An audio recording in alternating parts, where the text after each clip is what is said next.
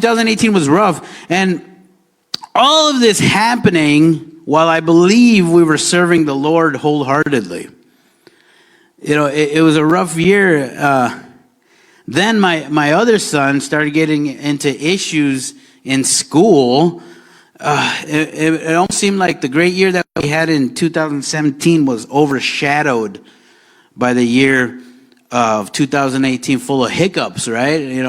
I don't know if you know what I'm talking about. Your year may have been great, you know what I mean? But our year that year was full of hiccups that year. And it's in times like those what we go through throughout the year that I even got to the point of that time where I got impatient with God, and I was wondering if he was even in my situation.